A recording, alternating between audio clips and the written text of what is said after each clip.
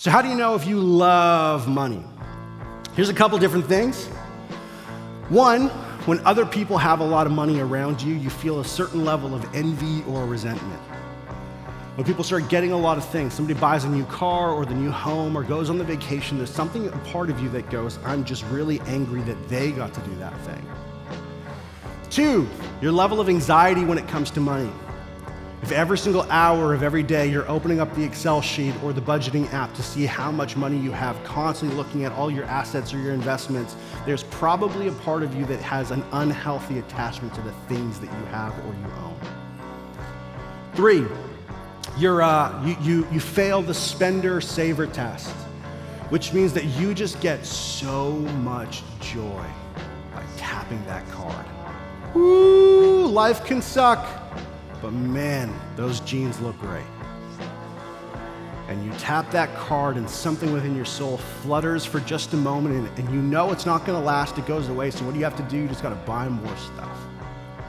Some of you actually have the opposite response, where it's not by tapping the card, it's actually by never tapping the card.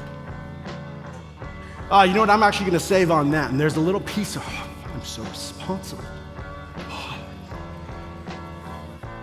You love yourself a little bit more. These are all probably pretty dangerous markers for you.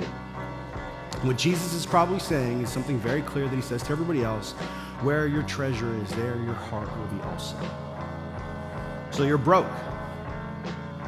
Does that define you? If you're rich and you have a lot of money in here, does that define who you are? See, what is at the very core of being a human being is not the fact that your self-worth and value is found in your monetary gain. It's actually found in something much more different. What happens in a community of the gospel is that God's grace towards me in Jesus has become the bedrock of my self-worth and my value. I am loved. The Son of God loved me. He gave himself for me. I'm loved by the person who matters the most in the universe, and he's right in front of me, being the bedrock of who I am. He's my self-worth. That gives me a joy that can experience depths and layers and completely transcends my experience because I was first given, so then I can go ahead and give.